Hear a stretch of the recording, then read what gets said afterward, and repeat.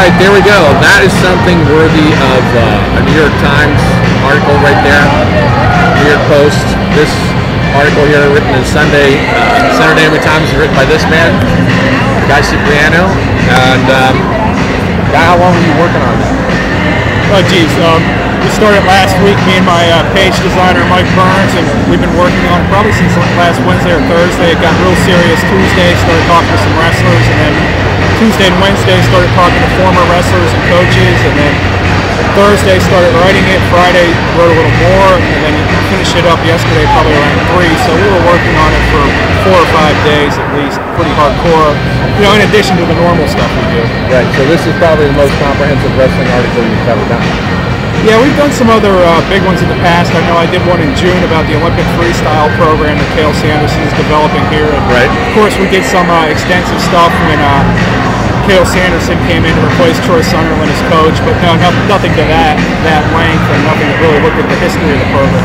So you've been covering the wrestling program for how long? Since 2006.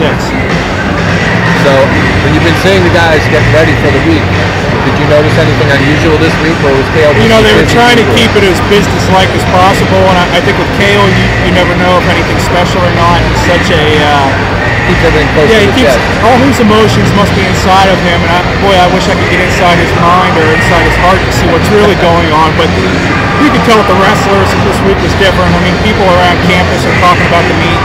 There's always people in the community talking about the meet, so this is a very wrestling's very popular in this community. I mean, you go out into some of the surrounding areas, into Bellefonte and Bald Eagle area and parts of State College, that's all anyone's talking about is wrestling this time of year. But I think there's a buzz on campus, and you can just tell, I talked to David Taylor, and you can tell that he wants to be a part of history, and he wants this to be big. And Quentin Wright's from the area, and he said he's never seen anything like it. And of course, Frank Molinaro, talked to him on Tuesday, and he was already shaking. He was so excited, so I'm interested to see what he'll be like today. Well, here's the thing, in case you guys haven't remembered, we're in, hey, there's Joe from Flo in the background there. But in case you guys haven't remembered, Super Bowl is next weekend. We are in Steeler country, right? Yes, we are. And what perfect timing on the week between the Super Bowl. Yeah, when there's nothing to do on Sunday, no football in any stretch of imagination. But interesting thing was, it was Friday, I was at a bar, I ran into Eric Brugel, former All-American, Coach John Fritz, Mike Cole, Rob's brother, I went to high school with. And, we were sitting around for hours at this bar, and you know what? No one mentioned the freaking Super Bowl. No, I mean, this has been the focus all week. Everyone's been gearing up for this. People have been counting down. People have been trying to get tickets whatever way they can. I mean, this is a big event. This is probably going to be the biggest sporting event on campus. No, not probably. It is the biggest sporting event on campus until the Alabama football game in September. So. Wow, that's saying something. Now, that's kind of the Penn State side. From the Iowa side, you got to imagine that, our crowd here is like maybe 2/3 or half of some of the crowds they have at Hawkeye Carver Arena, right? So, have you got a chance to talk to anybody from Iowa at all? I tried. They weren't very helpful. Didn't get any response back. We tried. Hopefully after the match we can talk to some people from the Iowa side. I'd certainly like to get their perspective. And you're right, Carver Hawkeye, I think they average 8,500, maybe 9,000. So this is going to be smaller than their average crowd. But anyone that's been in Carver Hawkeye Arena knows that arena is 2/3 or 2 times bigger the size of this, maybe 3 times bigger. So, yeah, there's not going to be as many people here as Carver Hawkeye, but they're going to be packed in pretty tight. This is going to be a pretty hostile place by 2 o'clock. Yeah, well, I got to figure that the Hawkeyes are used to having a target on their back, and knowing Tom Brands, he's probably going to be feeding off of that, coming into a hostile environment. They have the winning streak. Penn State's in the #1 ranking. I got to think the Iowa mentality is that #1 ranking is ours until someone beats us at the end of the year. So they've got, I think, a lot of things to kind of motivate off of.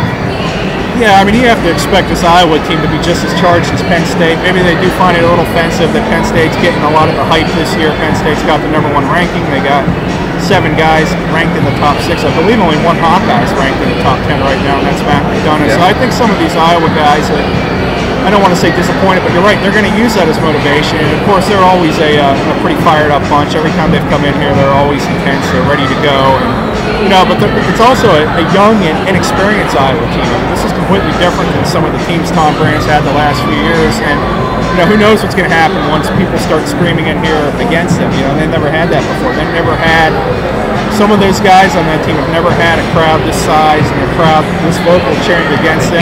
Right. And there's a lot of pressure on the Penn State wrestlers too. So if Penn State doesn't win today, there's going to be a lot of disappointed people. I'm sure that there's going to be a bit of a letdown around here if Penn State doesn't win. So, I'd say there's more pressure on Penn State's side today. Iowa isn't expected to win this match. They've got 3 national titles in a row. Penn State hasn't won a national title since 1953, so there's a lot of pressure on Penn State. Well, I would probably assume that the only people expecting Iowa not to win are Penn State people or just some of the pundits, but I'm sure if you talk to Iowa people, their mentality is we're coming there to win and there's no other way about it. Yeah, I'm sure they don't expect to lose. They expect to win every time they step on the mat. They probably expect to win all 10 bouts too. Now, is that realistic? No, but that's what their expectations are. Right. That's what makes them such a great program. And Penn State's expectations are beginning to get to that point. I know last week after a big victory over Pitt, nobody was happy, nobody was satisfied. Everyone thought they could have wrestled better. So I think that's what Penn State's trying to build, is that never be satisfied, never be content mentality that Iowa's had for so long. So, what Iowa fans have seen for the last 30 years is what Penn State fans are starting to see this year. That's what I've been kind of thinking myself. So, basically, how do you kind of see this breaking down? Because honestly, I've been watching wrestling in rec hall since I was a little kid, like 30, 40 years. But watching Iowa over the years, they seem to have a knack that even when you think they're down, they always have one guy who comes in and beats your top guy. They always have 2 or 3 guys who eke out a 2-point win or get the unexpected fall, which, in my opinion, one of the most exciting things in sports is that unexpected pin. Yeah. Brings the crowd to the feet. Blood starts flowing, testosterone starts flying, everybody gets all pumped up. So, I personally think I'm expecting Iowa to at least win 1 or 2 matches as an upset and to keep this thing close. I honestly, a couple weeks I was predicting Iowa to win this by 2. Today, my gut feeling is a little different. I can't really tell what's going to happen. I'm saying it's going to go a 2-point victory for whatever team wins today. How do you see it all breaking down? I see it, something like 20-16, 22-15. I see it similar to you do. When you look at it this way, Iowa's going to win 125 as long as Matt McDonough wrestles. Maybe they'll get creative and bump them up to 133. Who knows what's going to happen? But Iowa might even be looking at 6 points to start the stool meet. So that, that's a big plus right there on their side. And then they're also going to be favored at 197. Penn State hasn't found a 197 pounder since Phil Davis left. That weight's been a work in progress now for 4 years. It's the 4th year it's been a work in progress. One of the angles I've been looking at is the fact that Penn State, Kale has liked starting off with 125 pound because Martellotti was undefeated up until the Southern Scuffle. Rabbit-Tack, even though he's injured, has been doing fine. He's been improving. So they've liked starting with that 125 pound match. He has felt it's given them a momentum that it's actually giving them the edge. But today, that's why I'm kind of wondering, is today the day they decide to start somewhere else? That's a heck of a question, and Kale's been adamant about the fact that he likes to start at 125 regardless of who he has there. He considers himself a traditionalist, and he's such a big traditionalist that they could have moved this match to the Buzz Jordan Center and got 13,000 people, but he likes the traditional rec hall. He likes the atmosphere. He also likes starting at 125, so yeah, that's a good question because you look at it strategically, and if you move to a different starting weight, that gives Penn State an edge because of what Penn State's facing there with Tacky's injury and not having Frank Martellotti. So, it's going to be interesting to see. But I think when it comes to it, Kale's going to want to start at 125, and I also think Tom Brands is going to start at 125 because you're going to have a huge crowd, a lot of emotion, a lot of energy, and boy, if Iowa can come out and get some bonus points right away, that's a good way to quiet things and maybe make it a little less hostile for them. So I see it starting at 125, but who knows? You try to predict these things and you're always wrong. So, well, at least I am. I can't speak for you, but well, if I'm Tom Brands, I want to start 125. Yeah. I'm personally thinking though, if I'm Penn State, if I'm Cale Sanderson, I'm going to want to maybe start at 165, 174. Have the match end with David Taylor, who's just been about predictable as anything. Yeah, that would be perfect. I think also though, Cale likes ending with Cameron Wade. Cameron Wade has gotten a lot better this year. He's one of the top 7 or 8 heavyweights in the country. He got a big win over Ryan Tomier last week at the Southern Scuffle. He scored with less than 5 seconds left to help Penn State tie Cornell for the team title. You talk about pressure there. if Cameron Wade doesn't get that last second reversal down there. I mean, Penn State doesn't win the scuffle, Cornell wins it.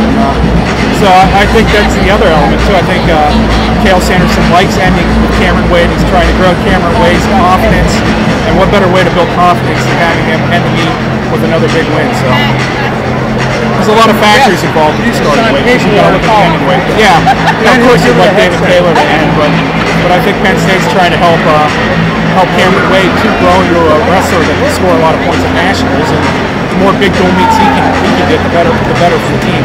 There's also the idea that, you know, Pataki doesn't have much of his knee left, and do you want to save him for the Big Tens? Do you want to send him to the NCAAs, or do you want to try and win this? I would be surprised if you saw Brad Pataki. I personally am too. He is not in good shape. It hasn't been in good shape, you know, since the beginning of the preseason. You know, what's the sense of putting him out here against Matt McDonough, who's one of the best wrestlers in the country, one of the most aggressive wrestlers in the country?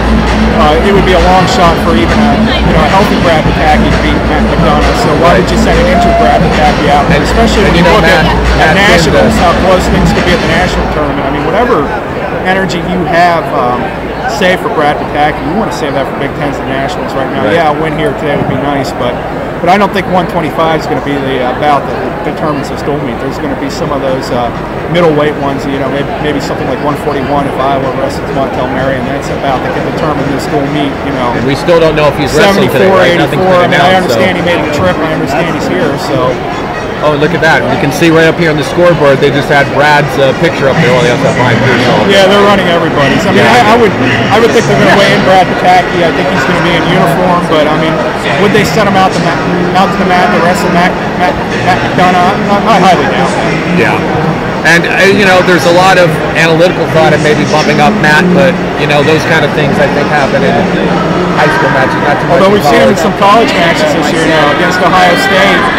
When Nick Heflin was hurt, Cale Sanderson bumped Ed Ruth up to get a better matchup. So, I mean, we've kind of seen a little more of that this year, but you're right, it's something we see on Tuesday and Thursday nights when we cover high school games. Well, rec hall is filling up. We're still an hour away. I'm going to close out the video now. We're going to upload this. This has been Kurt Russell. This has been Guy from the Center Daily Times. You can check his, where are you at? You have a website? You have your own blog? Yeah, it's centerdaily.com. And you can link to our Penn State wrestling coverage up there. In fact, we just started it this week. We have a link on our sports section. It's just wrestling articles. So, but you have a blog too. Yeah, it's Guy Talk, and it can be linked through that wrestling page. Cool. And Willie's right next to me here. We're going to be starting the live blog here soon on Tom. So check us all out. Enjoy that. Enjoy any radio feeds you guys are getting, and watch the Big Ten delayed later. Okay? Enjoy. Talk to you guys later.